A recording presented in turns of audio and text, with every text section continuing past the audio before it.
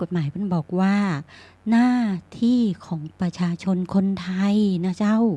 ต้องรู้กฎหมาย เพราะฉะนั้นทนายก้อยจึงเอามาเล่าในเรื่องสาระที่มีความจำเป็นในการจัดรายการนี้ได้รับการอนุญาตนะเจ้าจากท่านผู้อำนวยการสถานีวิทยุนะเจ้าและอดีตท่านเจ้าอาวาสนะเจ้าท่านดร.สวัยนะเจ้าท่านอาจารย์ได้จัดรายการก่อนทนายก้อย1 ชั่วโมงนี้นะเจ้าในรายการพระไตรปิฎกนะเจ้าพระไตรปิฎกลอยฟ้าลอยมาตามคลื่นเสียงนะเจ้าเพราะหลายคนนะเจ้าเข้ามาถึงพระไตรปิฎกนะเจ้าเพราะฉะนั้นเรียนเชิญนะเจ้ากับคลื่น104.5 เมกะเฮิรตซ์คลื่นเพื่อการศึกษาพระพุทธศาสนาและวัฒนธรรมนะเจ้าแล้วก็ได้มีท่านผู้อำนวยการสถานีวิทยุนะเจ้าพระอาจารย์พระครูสมุวิสุวัฒน์วรกิจโจนะเจ้า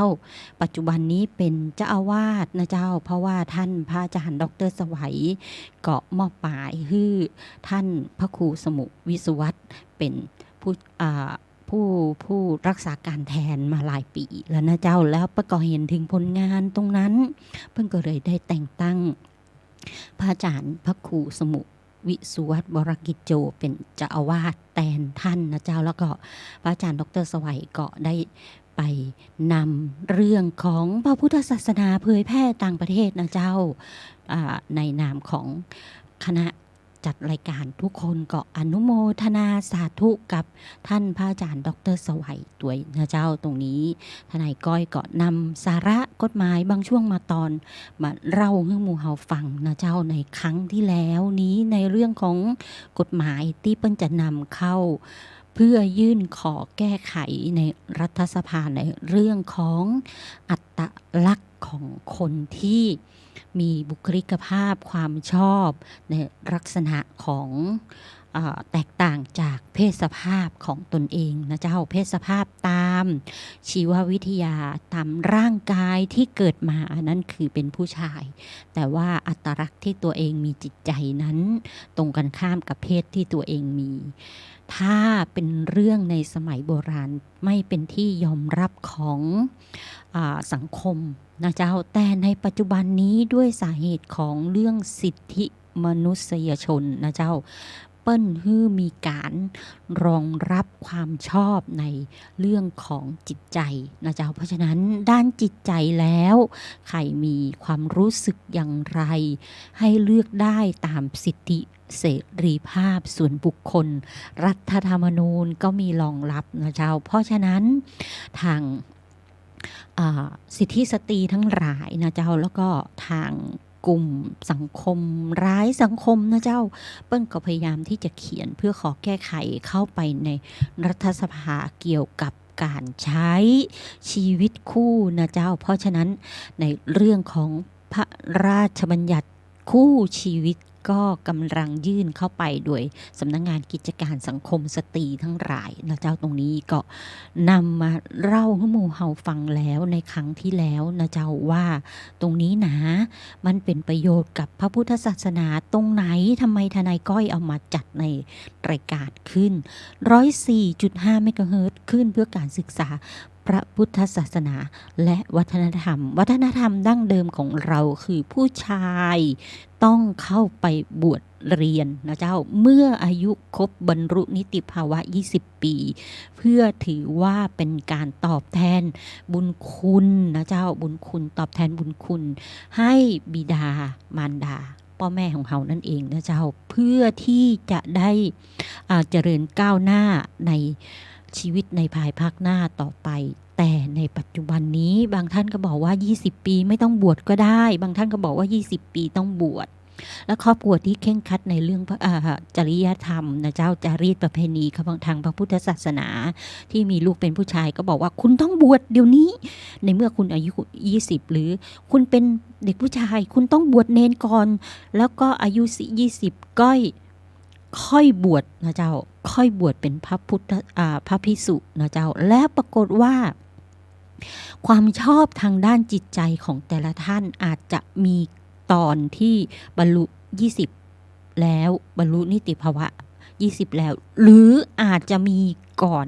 20เราไม่รู้ว่าสภาพจิตใจของเด็กคนนั้นเป็นอย่างไรถ้าเป็นในเด็กในวัยเรียนการตัดสินใจอะไรจะต้องได้รับอนุญาตจากบิดามารดาซะก่อนตอนนั้นเรื่องนั้นเป็นการ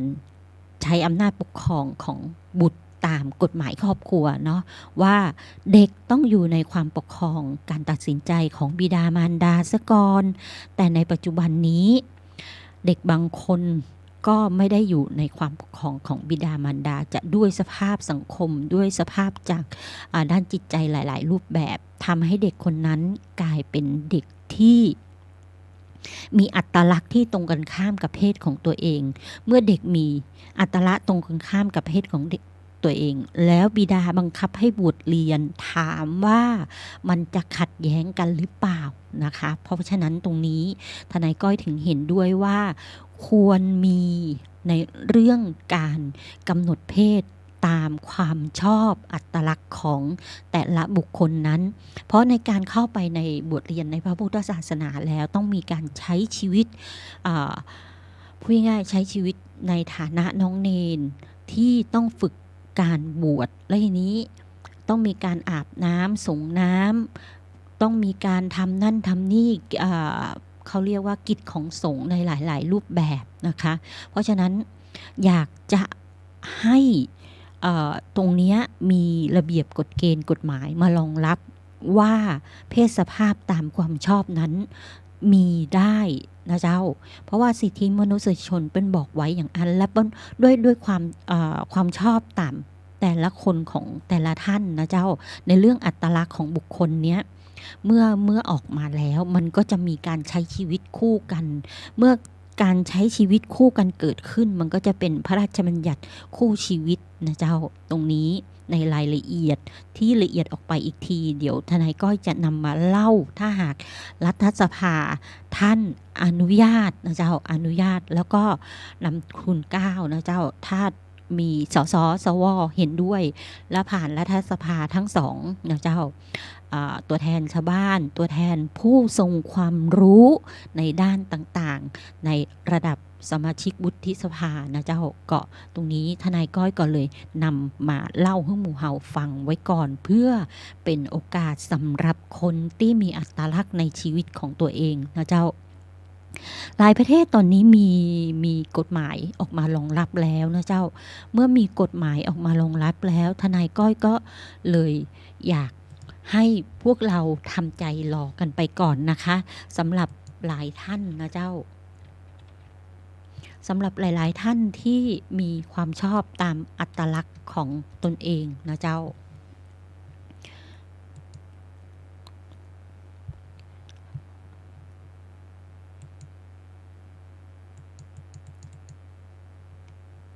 ครั้งที่แล้วนี่นะเจ้าครั้งที่แล้ว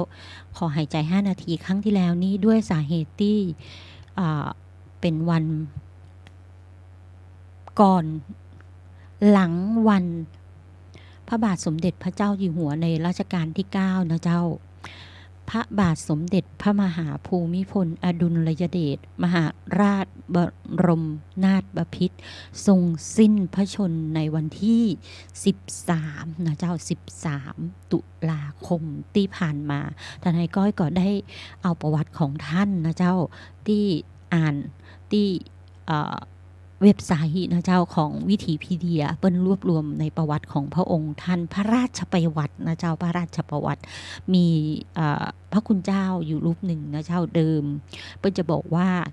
ถ้าเอาเรื่องอะไรอย่างมาเล่าฮืออู้ภาษาวิชาการและอู้ตำแหน่งในปัจจุบันสุดนะเจ้าเพราะมาอันเฮาทำไปเดี๋ยวเฮาจะเผลอไปอู้พูดง่ายๆลดยศเนาะเพราะฉะนั้นตรงนี้ต้องขอบคุณพระคุณเจ้ารูปนั้นนะเจ้าแต่ปัจจุบันพระคุณเจ้ารูปนั้นได้พูดง่ายๆสิ้นในผ้าเหลืองนะเจ้าแต่บ่ได้สิ้นชีวิตนะเจ้าก็ลาสิกขามาก็ทนายก็บ่ได้อู้ตัวแล้วบ่ได้เจอแหมมือเลยนะเจ้าพระบาทสมเด็จพระเจ้าอยู่หัวในรัชกาลที่9ทรงมีคุณูปการนะเจ้าพระองค์ท่านมี เมตตามหากรุณาธิคุณกับชาวไทยทั้งแผ่นดินนะเจ้าพระประวัติของท่านพระราชประวัติของท่านมีว่าทรงเคยผนวดนะเจ้าพระบาทสมเด็จพระองค์เจ้าได้ผนวดระหว่างวันที่22ถึงวันที่5พฤศจิกายนนะเจ้า22ตุลาถึง5พฤศจิกายนปี2499ที่วัดพระแก้วมรกตกรุงเทพนะเจ้าโดยมีสมเด็จพระวชิรยานวงศ์สมเด็จพระสังฆราชเป็นพระอุปชานะเจ้าทรงได้รับฉายาว่าภูมิพโรภิกขุนะเจ้าหลังจากนั้นพระองค์เสด็จไปประทับจำพรรษาณตำหนักปัญญาวัดบวรนิเวศนะเจ้าแล้วก็มีพระประธานในวัดบวรนิเวศนะเจ้าที่พระองค์ทรงสร้างไว้นะเจ้าระหว่างที่ผนวดนั้นพระองค์ทรงพระกรุณาโปรดเกล้าให้สมเด็จพระนางเจ้าสิริกิติ์พระบรมราชินีเป็นผู้สำเร็จราชการแทนพระองค์ด้วยเหตุนี้พระบาทสมเด็จพระเจ้าอยู่หัวจึงได้โปรดเกล้าให้เฉลิมพระนามาภิไธยเป็นสมเด็จพระนางเจ้าสิริกิติ์พระบรมราชินีนาถในวันเฉลิมพระชนมพรรษา5ธันวาคมปี2499นะเจ้าระหว่างที่ทรงดำรงสมณเพศพระภิกษุนะเจ้าพระบาทสมเด็จพระปรมินทรมหาภูมิพลอดุลยเดชทรงปฏิบัติพระราชกรณียกิจเกี่ยวกับ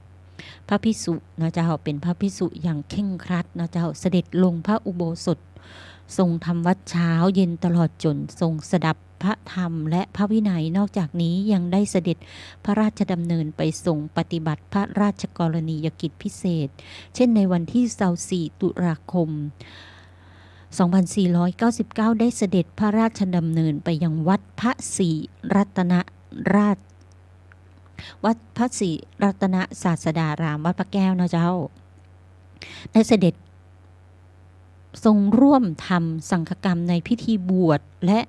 อุปสมบทนาคหลวงในพระบรมราชินูปถัมภ์ในวันที่28ตุลา2499นะเจ้าเสด็จไปทรงรับบิณฑบาตจากพระบรมวงศานุวงศ์และข้าทูลละอองธุลีพระบาทณพระที่นั่งอัมพรสถานในโอกาสนี้พระบาทสมเด็จพระวชิรเกล้าเจ้าอยู่หัวครั้งยังเป็นสมเด็จพระเจ้าลูกยาเธอได้เข้าเฝ้าทูลละอองธุลีพระบาทด้วยนะเจ้าก็คือในหลวงรัชกาลที่10นะเจ้าก็เข้าเฝ้า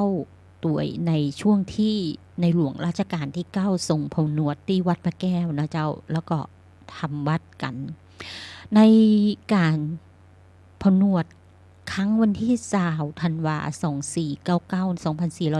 2499ได้มีพระบรมราชโองการโปรดเกล้าให้สถาปนาสมเด็จพระวชิรยานวงศ์สมเด็จพระสังฆราชเป็นพระราชอุปชาจารย์ขึ้นเป็นสมเด็จพระสังฆราชเจ้ากรมหลวงวชิรยานวงศ์และช่วงนั้นก็มีเหตุขัดแย้งระหว่าง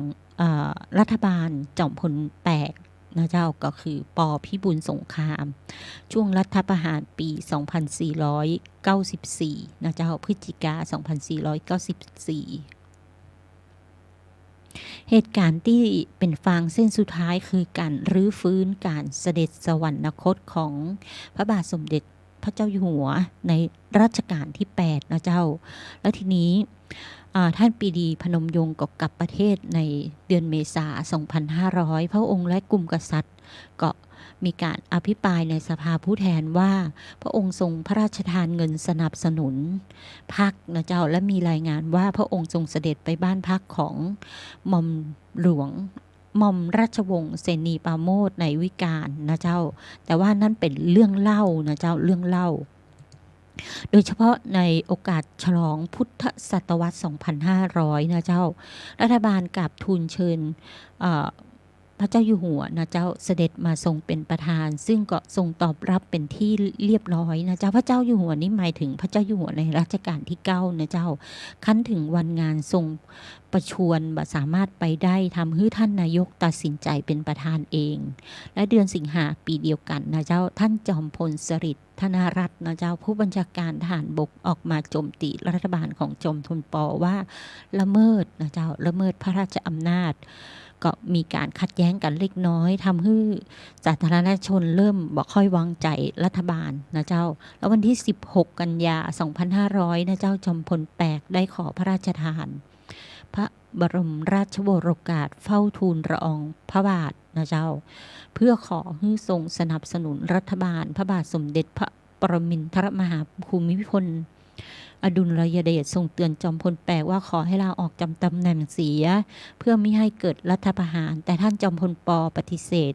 วันเดียวกันก็ยึดอำนาจนะเจ้าจากการปกครองรัฐบาลทันทีและ2 ชั่วโมงหลังจากนั้นประกาศยึดอำนาจพระบาทสมเด็จพระปรมินทรมหาภูมิพลอดุลยเดชมีพระบรมราชโองการโปรดเกล้าให้กฎอัยการศึกทั่วประเทศและได้มีพระบรมราชโองการโปรดเกล้าแต่งตั้งจอมพลปเป็นผู้รักษาพระนครฝ่ายทหารโดยมีผู้รับสนองพระบรมราชโองการสมัยจอมพลสฤษดิ์ธนรัตน์ในสมัยต่อมานะเจ้าจอมพลสฤษดิ์ธนรัตน์เป็นรัฐบาลทหารของจอมพล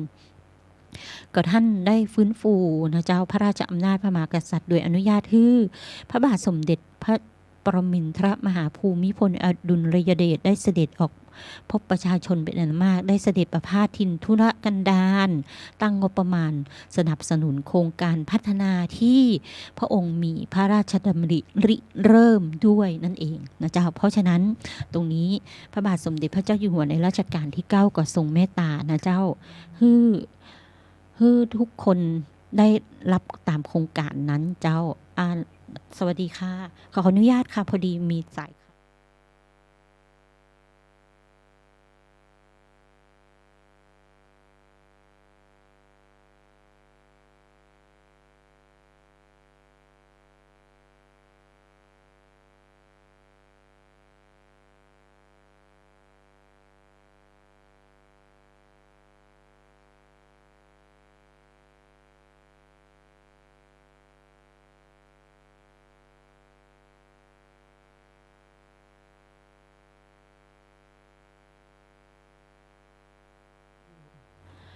ค่ะ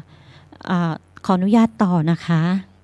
เนื่องจากว่าสั่งของทาง TikTok ก็เลย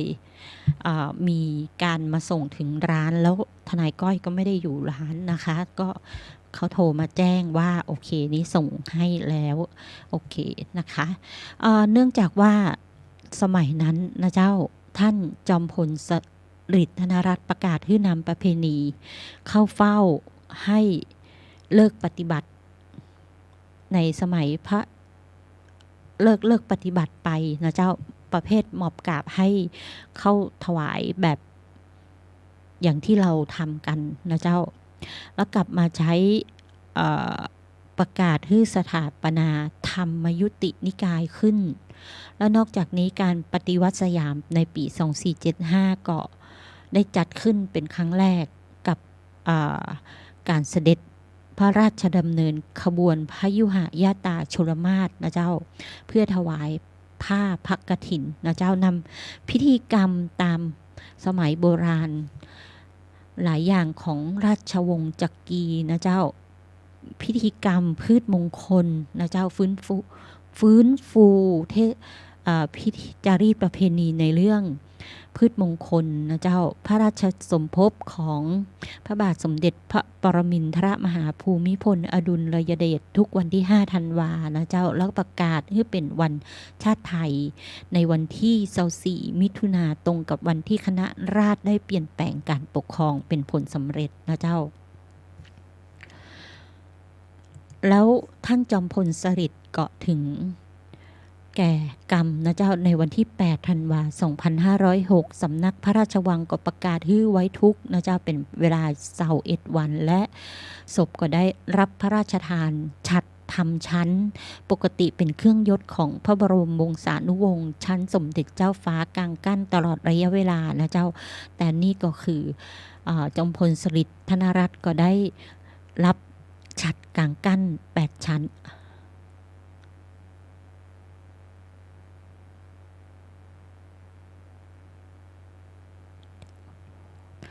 ต่อมาก็คือท่านนายกรัฐมนตรีที่มามีใครที่ใกล้ชิดพระมหากษัตริย์เต้ากับจอมพลสฤษดิ์ธนรัตน์มาก่อนนะเจ้าที่ได้ตรงนี้ยุคต่อมาเป็นยุคที่ท่านอาจารย์สัญญาธรรมศักดิ์นะเจ้าอธิการบดีมหาวิทยาลัยธรรมศาสตร์นะเจ้าเป็นนายกรัฐมนตรีแทนท่านจอมพลถนอมกิติขจรนะเจ้า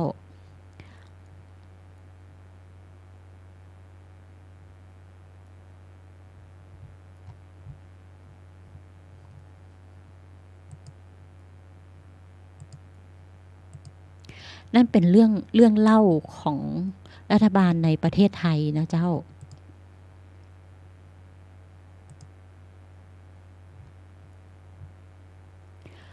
พระเจ้าอยู่หัวในรัชกาลที่9ได้ครองราชย์มาเป็นระยะเวลานานนะเจ้าตอนที่ท่านขึ้นนี้ท่านมีพระชนพรรษา18นะเจ้ารัฐบาลก็กราบทูลอัญเชิญขึ้นครองราชย์เป็นพระมหากษัตริย์รัชกาลที่9แห่งพระบรมราชจักรีวงศ์9มิถุนายนนะเจ้าทรงเฉลิมพระปรมาภิไธยพระปรมาภิไธยว่าสมเด็จพระเจ้าอยู่หัวภูมิพลอดุลยเดชรัฐบาลแต่งตั้งผู้สำเร็จราชการแทนนะเจ้าบริหารราชการแผ่นดินแทนพระองค์เนื่องจากว่ายังทรงพระเยาว์และศึกษาต่อที่ต่างประเทศนั่นเองนะเจ้าหลังจากที่ท่านบวชเรียนแล้วนะเจ้า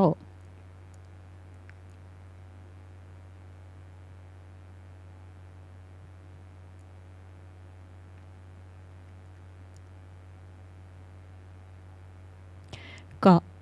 ขึ้นปฏิบัติราชการปฏิบัติ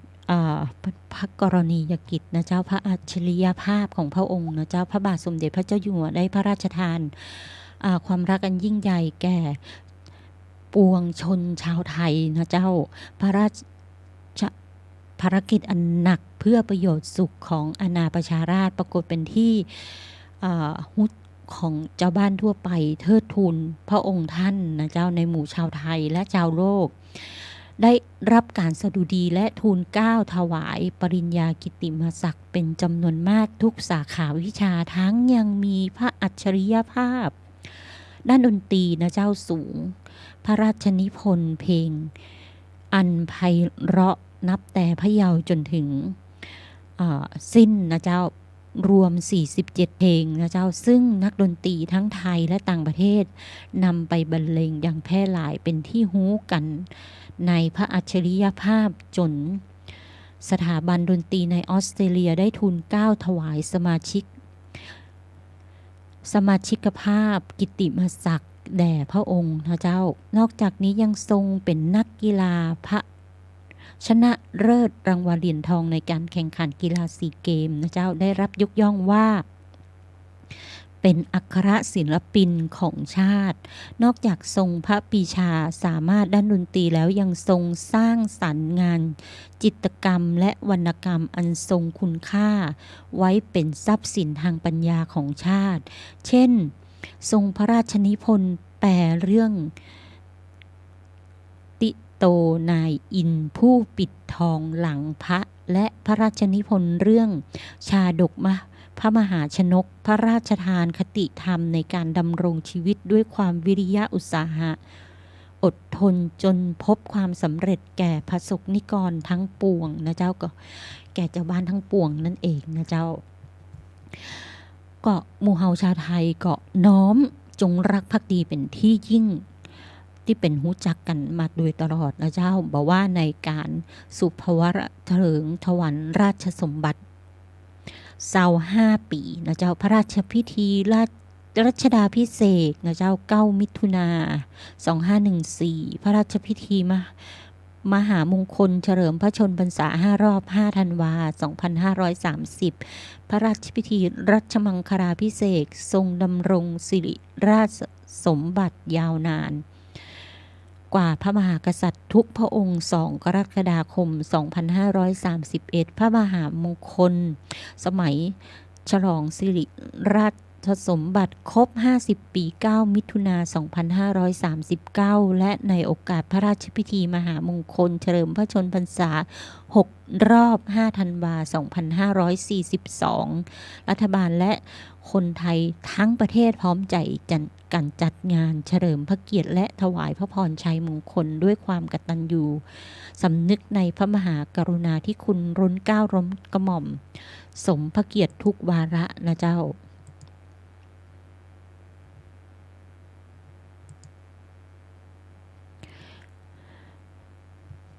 โครงการหน่วยงานในเครือข่ายกาญจนาภิเษกมีเยอะมากนะเจ้ามูลนิธิชัยพัฒนานะเจ้าสำนักงานโครงการส่วนพระองค์สวนจิตรลดานะเจ้าสำนักงานกรรมการพิเศษเพื่อประสานงานโครงการอันเนื่องมาจากพระราชดำรินะเจ้าโครงการหลายๆโครงการที่อยู่ในมูลนิธิอานันทมหิดลนะเจ้าและที่ทนายก้อยนับถือพระองค์อย่างยิ่งนะเจ้าถ้ามามีพระองค์นี้เมืองไทยเฮานี้ก็อยู่บ่ได้นะเจ้าเพราะว่าเมืองไทยมีพระองค์ท่านเพราะฉะนั้นเมืองไทยจึงอยู่เย็นเป็นสุขใครที่อยู่ในเมืองไทยอยู่เย็นเป็นสุขนะเจ้าลดการขัดแย้งด้วยวิธีการสงบสติอารมณ์นะเจ้าแล้วน้อมจิตน้อมใจมา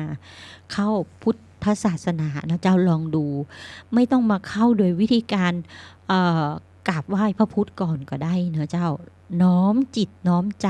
ปฏิบัติตามคำสอนของพระพุทธองค์ท่านนะเจ้ามาได้สอนแค่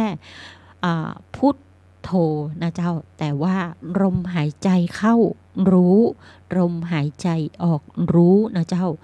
รู้สติตามลมหายใจ3 ครั้ง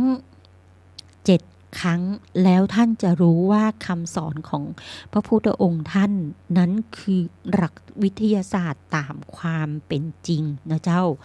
เป็นเรื่องมหัศจรรย์มากเลยถ้าเรากำหนดสติได้นะเจ้าเราจะรู้ตามสภาวะของ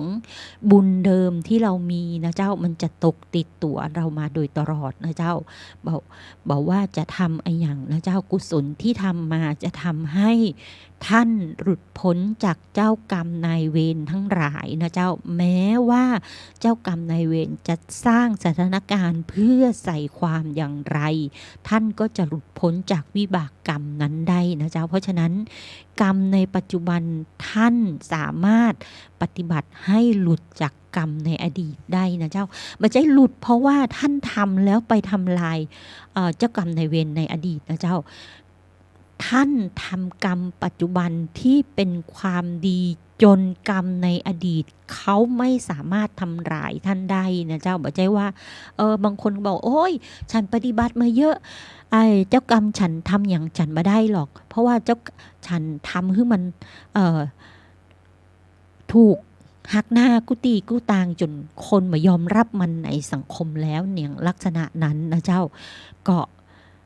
เป็นวิบากกรรมของท่านที่สร้างขึ้นมาใหม่นะเจ้าบ่ใช่กรรมที่เป็นกุศลกรรมนะเจ้าเพราะฉะนั้นที่พระอาจารย์ท่านดร.สวัยแนะนำนะเจ้าขอให้จิตใจเราถึงพระพุทธคุณท่านนะเจ้าและท่านจะบรรลุโสดาบันได้นะเจ้าตรงนี้อยากจะให้ทุกคนลองทำนะเจ้าวิปัสสนากรรมฐานพูดเรื่องอะไรเลยมาเข้าวิปัสสนากรรมฐานนะเจ้าพูดเรื่องของการทำความดีตั้งแต่อดีตมาจนถึงปัจจุบันนะเจ้าแล้วก็เล่าเรื่องขององค์พระมหากษัตริย์นะเจ้าองค์พระมหากษัตริย์ท่านมีพระราชโอรสนะเจ้าถ้าพระราชโอรสท่านบุญเดิมไม่มีจริงพระองค์ท่านไม่ได้เป็นพระราชโอรสนะเจ้าเพราะฉะนั้นกุศลที่ท่านมีย่อมมากกว่าเราที่เป็นข้าแผ่นดินนะเจ้าเป็นเจ้าบ้านในแผ่นดินพระองค์ท่านนี้ถือว่าเป็น ประเทศที่อยู่เย็นเป็นสุขแล้วนะเจ้าหมู่เฮาคนไทยที่ไปอยู่ต่างประเทศโอเคร่ำรวยเงินทองแต่ว่ากลับมาก็ต้องพบกับวิบากกรรมที่ไปอยู่ต่างประเทศกันเพราะฉะนั้นเฮาอยู่เมืองไทยนี้ร่มเย็นในหลักพระพุทธศาสนานะเจ้าแล้วก็หลักธรรมคำสอนหลายๆศาสนาเราอยู่กันด้วยสารสามัคคีแล้วก็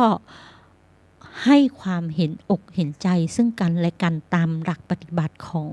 แต่ละศาสนากันนะเจ้าและศาสนาหลายๆศาสนิกนะเจ้าในประเทศไทยนี้ก็มี5ศาสนาเพราะฉะนั้นเราให้อภัยกันนะเจ้าแต่อย่าทำอะไรที่ผิดระเบียบนะเจ้าเพราะว่าคนไทยเราอยู่ร่วมกันบางครั้งต้องวางใจในอุเบกขาธรรมนะเจ้าศีลของพระพุทธศาสนามีนะเจ้า5ข้อนะเจ้าถ้าเราน้อมนำเข้ามาปฏิบัติบอกว่าอยู่ศาสนาไหนน้อมนำไป1ไม่ฆ่านะเจ้าไม่มีคำว่าศาสนานั้นศาสนานี้เลยพระพุทธศาสนาคือไม่ฆ่าการไม่ฆ่าก็คือไม่รบกวนชีวิตผู้อื่น2ไม่มุสาก็คือไม่โกหกนะเจ้าพูดความจริงพูดความจริงที่ไม่สร้างความเดือดร้อนให้กับผู้อื่นพูดความจริงที่ไม่ได้เรียกเอาทรัพย์สินเงินทองของผู้อื่นไม่ใช่ใช้กุศโลบายพูดความจริงบางส่วนแล้วหลอกล่อเอาทรัพย์สินของผู้อื่นตรงนี้มันจะไปผิดเรื่องของอะไรลักทรัพย์ด้วยนะคะเพราะมันจะเข้าไปอยู่ในกฎหมายหมดเลยศีล5ข้อนี้อยู่ในกฎหมายและกฎหมายอะไรอยู่ในกฎหมายอาญานะเจ้าศีล5ข้ออยู่ในกฎหมายอาญาศีลนี่เคร่งครัดกว่ากฎหมายอาญาแหมนะเจ้าเพราะว่ากฎหมายอาญาท่านบอกว่าคุณต้องรู้เพราะฉะนั้นศีล5ข้อนี่คุณรู้อยู่แล้วเมื่อคุณรู้ศีล5ข้อคุณก็ต้องรู้กฎหมายเพราะฉะนั้นคุณจะบอกว่าคุณไม่รู้กฎหมายไม่ได้เพราะฉะนั้นตรงเนี้ยกฎหมายท่านถึงบอกไงว่าคุณต้องรู้นะเจ้าในเรื่องของกระบวนการตรงนี้หลายท่านบอกว่าโอ๊ยเรื่องกฎหมายเหรอเรื่องฉันไม่ทำก็ได้ฉันเก่งขนาดฉันไม่ทำกฎหมายตำรวจยังไม่จับฉันเลยอย่างลักษณะนั้นก็คือคุยโตโอ้อวดนะเจ้าว่าตัวเองเก่งนะเจ้าว่าในลักษณะนั้นฉันจอดในรถในที่ผิดห้ามจอดฉันก็ทำได้หรือฉันไปตีหัวไอ้คนนั้นมาฉันก็ไม่ต้องรับผิดในลักษณะนั้นเจ้าหลายคนก็จะคุยแบบนั้นหรือบางคนบอกว่าโอ๊ยฉันหยิบของบ้านไอ้คนนั้นมาหยิบได้หลายชิ้นด้วยวันนี้ฉันหยิบได้5ชิ้นวันนี้ฉันหยิบได้10ชิ้นคุยแข่งกันนะเจ้าในลักษณะนั้นนั่นคือคุณได้สร้างการกระทำที่เป็นตัวอย่างให้คนในครอบครัวคนที่คุณรู้จักในทางที่ไม่ดีเป็นการส่งเสริมเพราะฉะนั้นในสิ่งที่ไม่ดีของทุกคนหรือในสิ่งที่ไม่ดีของตนเองอย่าเอามาคุยโตโอ้อวดนะคะเพราะมันจะทำให้เป็นตัวอย่างที่ไม่ดีกับบุคคลอื่นและเด็กในวัยเยาว์ได้เห็นได้ยินได้ฟังก็จะคิดว่าสิ่งนั้นน่ะมันคือความดีที่สามารถทำได้นะเจ้าเพราะฉะนั้นตรงนี้ทนายก็อยากนำเรียนให้คณะศรัทธาของหลายๆท่านนะเจ้าหลายๆวัดนะเจ้าลองพิจารณาในองค์ธรรมนะเจ้าองค์ธรรมของศีล5ข้อองค์ธรรมเหล่านี้อยู่ในพระไตรปิฎกในการปฏิบัติชีวิตตามปกตินะเจ้าถ้าคนปกตินะเจ้าน้อมนำศีลไปปฏิบัติและท่านจะรู้ว่ามันปลอดภัยนะเจ้ามันเหมือนเป็นสายศีลที่รักษาชีวิตรักษาจิตของตนเองบ่ฮื้อตกไปสู่อบายภูมินะเจ้าหลายท่านบอกว่าโอ๊ยทนายก้อยพูดไปทำไมพูดมากรำคาญนะขอเชิญฟังสักนิดนะเจ้าฟังที่ทนายก้อยอู้แล้วท่านจะเข้าใจว่าสาเหตุไอ้หยังที่ทนายก้อยถึงซื่อสัตย์โอ๊ยมันซื่อสัตย์กูรำคาญกูไม่เอามันต้องขออภัยด้วยที่ทนายก้อยที่ซื่อสัตย์เกินไปนะเจ้าสาเหตุที่ซื่อสัตย์เพราะว่าจะได้รักษาสิ่งที่เป็นปกติของชีวิตนะเจ้า ปกติของชีวิตก็คือศีลท่านเจ้าอาวาสวัดนันทารามนะเจ้าได้แนะนำทนายก้อยว่าอย่างน้อยรักษาศีลห้านะเจ้าบ่จำเป็นต้องไปถึงศีลแปดเลยถ้าคุณรักษาศีลห้าได้ครบองค์ศีลนะเจ้าคุณก็จะปลอดภัยจากวิบากกรรมทั้งหลายนะเจ้าแล้วก็ท่านรองเจ้าอาวาสวัดนันทารามก็บอกว่าศีลอีกอย่างหนึ่งทนายก้อยลองไปดูนะศีลข้ออุเบกขาธรรมนะเจ้าเปิ้ลเห็นทนายก้อยใช้ศีลข้อเมตตากรุณามากเกินไปนะเจ้าเปิ้ลก็เลยบอกว่าศีลที่จะเป็นบุญกับทนายก้อยจะเป็นอุเบกขาธรรมนะเจ้าเมื่อทนายก้อยได้ฟังทนายก้อยก็งงเนาะทนายก้อยก็ลองดูนะเจ้าจริงถ้าเรารับศีลอุเบกขาธรรมมาปฏิบัติแล้วสิ่งที่ทนายก้อยทำงานก็คืองานทนายมันจะบ่ไปกระทบกับชีวิตประจำวันของทนายก้อยที่ทำให้เกิดความเสียหายเราไปช่วยโจรโดยที่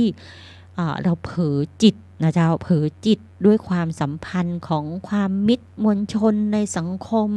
หรือความน่าเชื่อถือแล้วกลายเป็นว่าเขาโกหกทนายสิ่งที่ตามมาก็คือทนายกลายเป็นผู้สมรู้ร่วมคิดไปโดยที่ตัวเองไม่รู้นะเจ้านั่นคือวิบากกรรมในทางชีวิตประจำวันแต่ในทางกฎหมายแล้วทนายไม่ผิดเนื่องจากว่าข้อเท็จจริงที่เขาให้มาแล้วมันออกมาแบบนั้นก็ปรับใช้กฎหมายตามความเป็นจริงจากข้อเท็จจริงที่ได้มาแต่มารู้ที่หลัง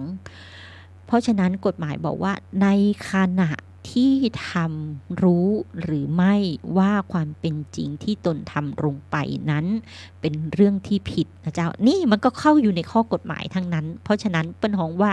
เจตนานะเจ้าเจตนาก็คือรู้ว่าขณะกระทำลงมือกระทำโดยประสงค์ต่อผลหรือเปล่านะเจ้าหรือขณะกระทำนั้นคาดเห็นเหมือนจะจะหันคิดได้นะว่ามันจะเกิดออกมาแบบนี้ยิงเข้าไปในรถเผอิญ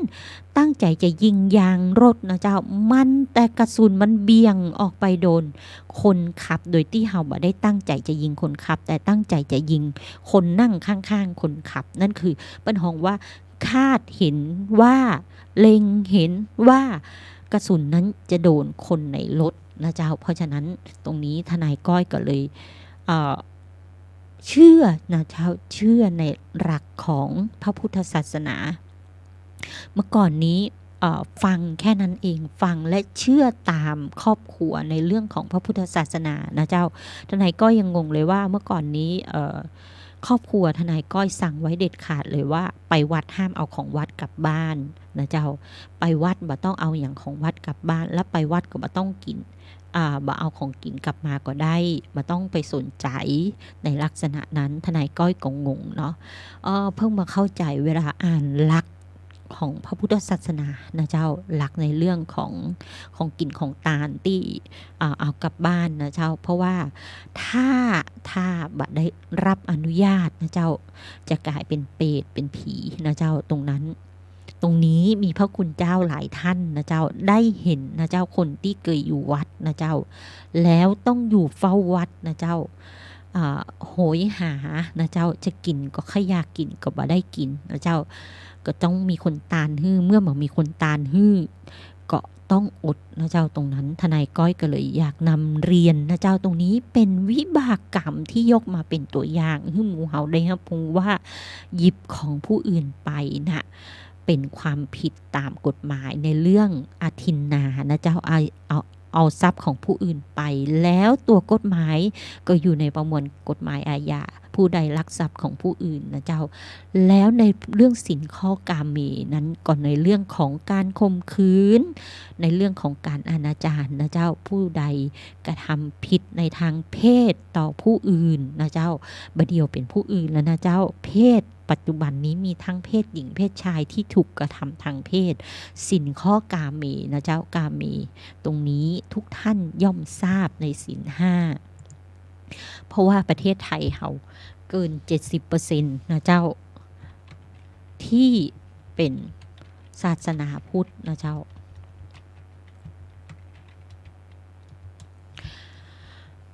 ในการนับถือศาสนาแล้วนะเจ้ารัฐธรรมนูญเปิ้นมาได้บังคับว่าคุณต้องนับถือศาสนาไหนนะเจ้าแล้วกฎหมายไม่มีฉบับไหนนะเจ้าบังคับว่าคุณต้องนับถือศาสนาเป็นสิทธิขั้นพื้นฐานนะเจ้าขั้นพื้นฐานที่ทุกคนจะต้องมีนะเจ้าว่าจะเลือกนับถือศาสนาใดก็ได้แต่บางคนก็บอกว่าผมไม่นับถือศาสนาไหนเลยก็ในบัตรประชาชนเพื่อก็คือขีดไว้นะเจ้าแต่บ่มีคำว่าไม่นับถือนะเจ้าตรงนั้นเปิ้นก็ขีดไว้แค่นั้นเองว่าไม่มีหลักไหนที่จะมันเหนี่ยวนำยึดมั่นจิตใจของคุณได้นะเจ้าตรงนั้นทนายก้อยก็มันมีด้วยหรือเพราะว่าในหลัก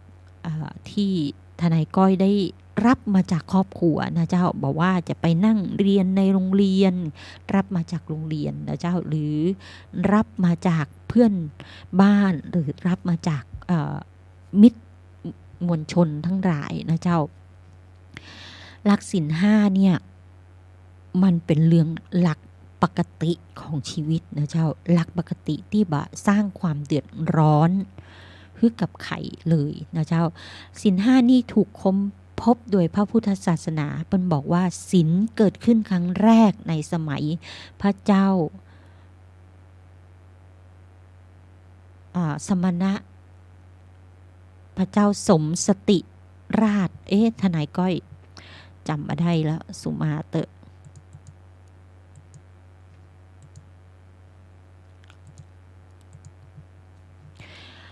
เอาเป็นว่าจื้อในสมัยนั้นนะเดี๋ยวทนายก้อยมาเล่าให้ฟังแหมกรรมแล้วกันแต่เอาเป็นว่า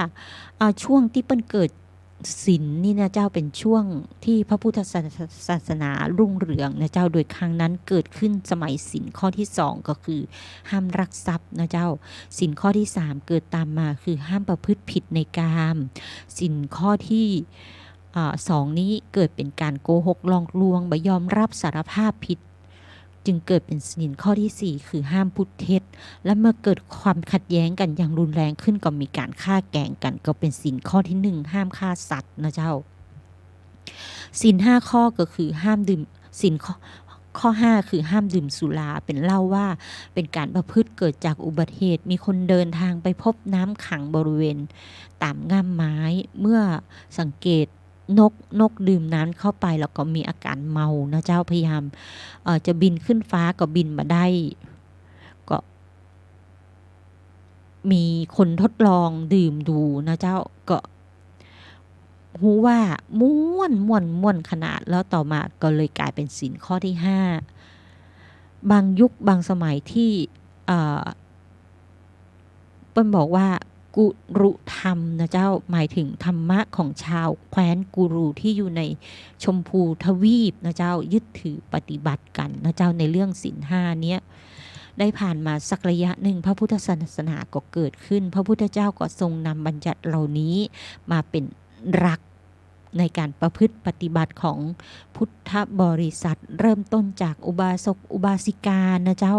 นับว่าศีล5เป็นเรื่องง่ายที่ยากต่อการปฏิบัติในหมู่คนไทยเพราะว่าบางคนไม่เผลอนะเจ้าเผลอกาขายนะเจ้าโอ้ยซื้อมาแพงราคานี้ไม่ได้ต้องราคานี้นะเจ้าแต่เผลอนะเจ้าก็คิดว่าโกหกไปก่อนเพราะว่าต้องกาขายนะเจ้าบางคนโอ้ยซื้อมาบาทเดียวมันแพงขนาดเลยผักเนี่ยนะผักชีกิโลละ100 กว่าบาทต้องขายยังน้อยๆ10 บาทขึ้นมาอั้นมาได้กำไรนะเจ้าปี่ว่ากันไปนะเจ้าเปิ้นกาขายเอาฮอมองมุมนั้นเพราะผักเน่าซื้อมาไม่ได้แพงนะเจ้าแต่ว่าซื้อมาแล้วคนซื้อไม่มากมันก็เน่านะเจ้าเน่าแล้วจะขายให้ได้ราคาให้ต้นทุนล้ำต้นทุนอย่างใดจำเป็นก็ต้องขายในราคามัดละ10 บาท1บวกค่าเช่านะเจ้า2บวกค่าน้ำมันรถในปัจจุบันนะเจ้า3บวกค่ากินค่าใช้ค่าทำงานนะเจ้าค่าลูกจ้างว่ากันไปนะเจ้าก็ต้องบวกกันไปแต่สภาพตรงนั้น การโฆษณาสรรพคุณของสินค้าที่เกินกว่าความเป็นจริงบางคนบอกว่าเอาผักที่ปลูกปลอดสารพิษเพราะว่าแมลงมันลงมันก็เลยต้องขายในราคาขนาดนี้นั่นก็คือการมุสาตำหลักศีลห้าแล้วนะเจ้าแต่ว่าศีลห้าที่มุสานั้นสร้างความเดือดร้อนให้กับสังคมหรือเปล่านะเจ้าเอามุสาเพื่อที่จะได้ทรัพย์สินของผู้อื่นไปโดยทุจริตหรือเปล่านะเจ้าอย่างนั้นเรียกว่าช่อโกงนะเจ้าแต่ตรงนี้เปิ้ลเป็นการค้าขายเพื่อที่จะให้ได้มาซึ่งกำไรนะเจ้าถ้าจะขายในสภาพที่ราคา5 บาท1ต้นทุนค่าเช่าเขาไม่มีนะเจ้า2ต้นทุนค่าเดินทางไม่มีนะเจ้าก็ประหยัดลงไปก็สามารถที่จะขาย5 บาทได้นะเจ้าตรงนั้นทนายก้อยก็ขายขนมในถุง5 บาทนะเจ้าที่ร้านที่บ้านนะเจ้าก็บางทีก็เอาขนมถุง5 บาทนั้นไปแจกทำโรงทานวันนี้รับปากพระคุณเจ้าว่าจะไปทำโรงทานทนายก้อยก็กะว่าจะไปสัก9 โมง 10 โมงพระอาจารย์บอกว่าโอ้ยเขากวยสลากเขามีบ่ายโมงทนายก้อยก็ไปเที่ยงกว่าปรากฏว่าโรงทานเปิ้นวายกันหมดเลยนะเจ้าขนมอัน5 บาทกะว่าจะเอาไปโรงทาน100 อันปรากฏว่าโรงทานเปิ้นวายทนายก้อยเลยยกกลับนะเจ้าพระอาจารย์บอกว่าอ้าวเอามาตานเป็นกวยสลากเลยก็ได้หรอทนายก้อยไม่ละเจ้าค่ะทนายก้อยตันกุยสลากให้ครอบครัวและญาติพี่น้องญาติผู้ใหญ่แล้วนะเจ้าในวันที่1 ตุลาคมในวัดตาลที่วัดนันทารามนะเจ้ามันก็มีอุปสรรคเหมือนวันนี้เลยนะเจ้าทำโรงทานไปตัวยตานกุยสลากไปตัวยจะตานคิดว่าจะตานลงทานสัก10 โมงปรากฏว่าผู้หวังดีนะเจ้าคิดว่าทนายก้อยลืมจ้อนะเจ้าเอาสตังค์ใส่ถุงวิ่งไปตัวยหาทนายก้อยที่วัดนันทารามบะปะสักกำนะเจ้าปรากฏไปนั่งแอบกินก๋วยเตี๋ยวอยู่หน้ากุฏิศาลาทานบุญนะเจ้าประมาณหน้าตรงกันข้ามกันนะเจ้าแล้วมันรับเหลี่ยมมุมกับโรงทานที่ทนายก้อยตั้งเปิ้งทนายก้อยก็วิบขึ้นมานะจิตที่มีโมหะนะเจ้ากำหนดสติไม่เท่าทันกับสภาวะอารมณ์ปัจจุบันทำให้เกิดการระบายอารมณ์ขึ้นมานะเจ้าปรากฏว่าเปิ้ลก็หน้าเวอไปนะเจ้าผมเดินไปหาในศาลาตานกวยแล้วบหันทนายว่าเอ้าเดินหาทนายแล้วตานกวยบาหันก็งูอยู่ว่าทนายทำโรงทานป้ายจื่อโรงทานก็เติ้นเวอร์เลี่ยงมาเอาไปเฮือทนายปรากฏว่าเปิ้ลก็เวอร์ไปนะเจ้ามัน3 ชั่วโมงแล้วนะเจ้าทนายก็รอแล้วรอแหมรอแล้วรอเล่าเปิ้ลก็เอามาฮือทนายก็สะเตือกะว่าจะตานกวยก่อนเสร็จแล้วก็ตั้งปล่อยโรงทานนะเจ้าปรากฏว่าทั้งโรงทานทั้งกวยแวบนะเจ้าเงากันไปเลยเหลือเวลาแหมกี่นาที46 นาทีเหลือ14 นาทีอยู่นะเจ้าเพราะยังมาตันหยุดแล้วทีนี้โรงทานก็หง่อยนะเจ้าแต่ว่าขนมได้แจกหมดแต่น้ำชาเขียวก็มาหมดนะเจ้าแล้ววันต่อมาไม่ใช่วันต่อมาแฮมอาทิตย์ว่า2 อาทิตย์นะเจ้าก็ไปทำโรงทานที่วัดหมื่นสารทนายก้อยก็ดื้อนะเจ้าดันดุรังเปิ้นฮื้อทำโรงทานแจกโรงทาน10 โมงทนายก้อยไปตลาดตั้งแต่เช้านะเจ้าปรากฏว่า7-8 โมงเปิ้นยังมาทำโรงทานเตือนทนายก้อยก็ไปตั้งนะเจ้าตั้งโรงทานดันทุรังแหมเปิ้นบอก10 โมงทนายก้อยเดินแจกนะเจ้าเดินแจกคณะที่มาช่วยกันจัดโรงทานทุกโรงนะเจ้าด้วยสาเหตุที่ทนายก้อยบอกมองนะเจ้าบอกว่าทุกคนที่มาทำงานช่วยจัดโรงทานแจกนั้นนะเปิ้ลก็มาใช้แรงงานนะเจ้าเพราะฉะนั้นตรงนั้นเปิ้ลก็น่าจะหิวคณะศรัทธาที่อยู่บนวิหารนะเจ้าอยู่บนวิหารยังมาได้กินเปิ้ลก็เลยยังมาฮื้อแจกเตือนนะเจ้าเพราะเปิ้ลอยู่ในพิธีกรรมทางพระพุทธศาสนาทนายก้อยว่าเอามองว่าท่านน่าจะเปิดโรงทานเป็นบางเวลานะเจ้าสมมติว่าถามความประสงค์ของผู้ที่จะจัดโรงทานต้องการจัดโรงทานกี่โมงถึงกี่โมงอันนี้อยู่ถึง10 โมงได้ก่อถ้าอยู่10 โมงได้ก็ขอที่โรงทานนี้จัด10 โมงถึงเที่ยงโรงทานนี้อยู่บ่ายได้ก่อคือจัดโรงทานสักบ่ายโมงถึงบ่าย3โรงทานนี้อยู่เช้าได้ไหม7 โมงถึง8 โมงได้ไหมถ้าจัดทีเดียวซาวกว่าโรงทานนะเจ้า เพราะมันบะพ้องกันกับบางคนนะเจ้าบ่ใจว่าบ่ฮื้อคนที่นั่งบนวิหารหรือบางอันก็นับคนจำนวนบนวิหารนะเจ้าบอกฮื้อลงทานทั้งหมดกันส่วนไว้นะเจ้าปล่อยลงทานเป็นระยะเหมือนเฮาปล่อยแถวเป็นเวลานั่นแหละเจ้าเพื่อที่จะได้ดูแลแล้วก็ได้ฮื้อคนที่มาช่วยงานวัดด้วยนะเจ้าในลักษณะนั้นตรงนี้ทนายก้อยก็มองว่ามันน่าจะเป็นระยะแบบนั้นมากกว่าท่านอาจารย์สาครนะเจ้าที่เป็นสทของแขวงเมืองลายท่านก็ไอ้ก้อยครูบอกว่าอย่าเพิ่งปล่อยลงทานเตื้อ10 โมงก่อนก้อยปล่อยนะเจ้าศรัทธาบางท่านก็งอนทนายก้อยบ่ายโมงแล้วลงทานของ10 โมงของทนายก้อยหมดแล้วนะเจ้าเปิ้นคือปล่อย10 โมงแต่ทนายก้อยเอา11 โมงเกิงทนายก้อยก็เอาขนมจากที่ร้านมาแจกคือคณะศรัทธาบนวิหารแหมนะเจ้าบัดใจขนมเป็นกาแฟทีอินวันนะเจ้าสำหรับคนบนวิหารที่ยังบ่ได้ขนมนะเจ้าขนมตั้งรุ่มนี่ทนายก้อยเอาขนมถุง5 บาทไปแจกนะเจ้าแต่บนวิหารนี่ทนายก้อยเอากาแฟทีอินวันขึ้นไปแจกนะเจ้าคนละ2-3 ซองนะเจ้าตรงนั้นก็คือทดแทนกันไปนะเจ้าเพราะขนมกับกาแฟมันก็ของกู้กันเนาะแล้วก็ส่วนอาหารนี้ลงทานอาหารนี้ค่อยแจกตอน10 โมงก็ได้ในลักษณะนั้นก็คือไล่สเต็ปไล่เวลากันไปนะเจ้าสำหรับอาหารแต่ละรูปแบบบางท่านที่จัดลงทานทนายก้อยจำชื่อไปได้เป็นคุณยาย2 ตายายน่ารักมากนะเจ้าเปิ้ลเป็นกู้กันที่มีความเพียรมากเลยนะเจ้าเปิ้ลจัดลงทาน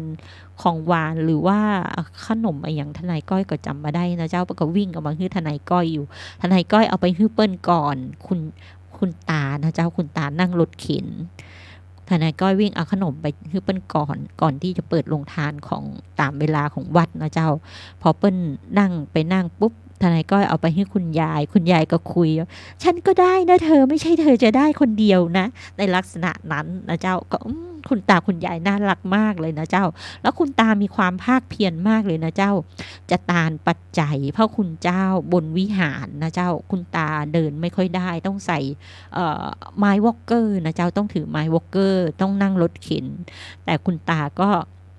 ใส่รองเท้าที่จัดรูปรองเท้านะเจ้าต้องใส่แบบมีที่รัดข้อเท้าก่อนจะขึ้นวิหารคุณตาก็กราบขออนุญาตพระคุณเจ้าบนวิหารพระพุทธรูปบนวิหารว่าขออนุญาตใส่รองเท้าเนื่องจากว่าในการถอดรองเท้านั้นไม่สะดวกนั่นก็คือเขาเรียกว่าน้อมนำพระพุทธองค์เข้าสู่จิตเพื่อขอสุมาคารวะนั่นเองนะเจ้าแล้วก็เป็นการตานฮื้อญาติผู้ใหญ่ที่ล่วงลับไปแล้วในวันกวยสลากของวัดหมื่นสารนั่นเองนะเจ้าที่ทนายก้อยได้รับแม่ตาจากคุณตาคุณยาย2 อันนะเจ้าทนายขนม2 อันทนายก้อยก็เอากลับไปให้คุณแม่ก่อนแล้วเสร็จแล้วกลับมาก็ได้พาคุณตาคุณยายขึ้นบนวิหารนะเจ้าช่วยพาเดินขึ้นบนวิหารทนายก้อยมีความรู้สึกว่ามีความสุขมากเลยนะเจ้าที่ได้ช่วยผู้สูงอายุขึ้นบนวิหารทนายก้อยพยายามจะพาคุณแม่ขึ้นวิหารคุณแม่บอกว่าไม่อยากไปละอยู่บ้านใส่บาตรตอนเช้าทุกวันสะดวกตลอดนะเจ้าเพราะพระคุณเจ้ามาหน้าบ้านทุกเช้าเพราะหน้าบ้านทนายก้อยนี่เป็นลานบินสำหรับนักบินหลายท่านนะเจ้าเป็นลานบุญด้วยนะเจ้าหลายท่านก็ในซอยบางท่านก็ชอบที่จะมาตักบาตรหน้าบ้านทนายก้อยที่เป็นลานบินตอนเช้านะเจ้าแต่ว่าทนายก้อยคงบาปเยอะช่วงเวลา 3-4 ปีนี่นะเจ้ามาได้ใส่บาตรตอนเช้าเลยเพราะว่าตื่นไม่ทันสักวันเลยนะเจ้าตรงนี้ต้องขอสุมาอาภัยแล้วศรัทธานักศิลป์นักบุญของคนไทยทั้งหลายนะเจ้าอย่าลืมนะเจ้าวันที่30 ตุลานี้เป็นวันตักบาตรนะเจ้าเทโวโรหณะนะเจ้าวัดฝ่ายหินเฮามีนะเจ้าตักบาตรเทโวตั้งแต่ตีนขั้นใดพญานาคลงไปนะเจ้าถึงมอชอนะเจ้าถึงลานวงกลมของมอชอตรงนู้นนะเจ้าเรียนเชิญคณะศรัทธานักศิลป์นักบุญของ 104.5 เมกะเฮิรตซ์ขึ้นเพื่อการศึกษาพระพุทธศาสนาและวัฒนธรรมของคนไทยเฮานะเจ้าวัฒนธรรมคนไทยเฮาออกพรรษาแล้วก็ต้องมีการตักบาตรเทโวโรหณะนะเจ้าเมื่อมีการตักบาตรเทโวโรหณะแล้วจะตามมาด้วยเทศกาลกฐินนะเจ้ากฐินแต่ละวัดก็จะมีไล่สเต็ปกันไปนะเจ้าตรงนี้วัดไหน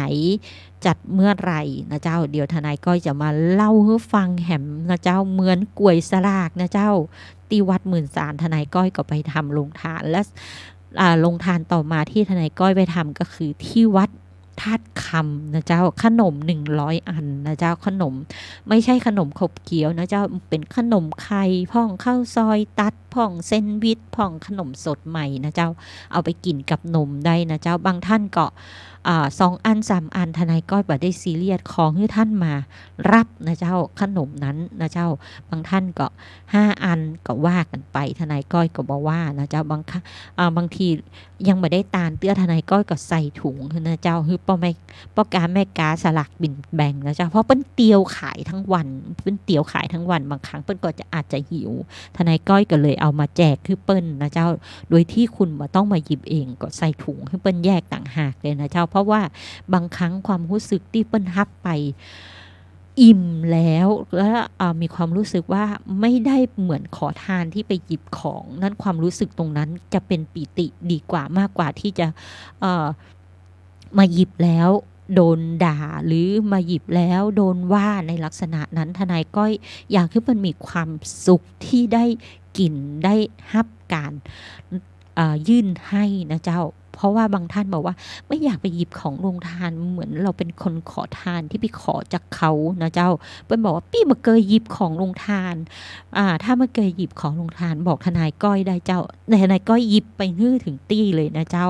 ที่ท่านจะได้มีความสุขในการกินบ่ใช่ต้องกินเพราะว่าเหมือนรับเศษอาหารจากคนอื่นลักษณะประมาณนั้นนะเจ้าตรงนี้ครั้งหน้าทนายก้อยจะมาเล่าในเรื่องของ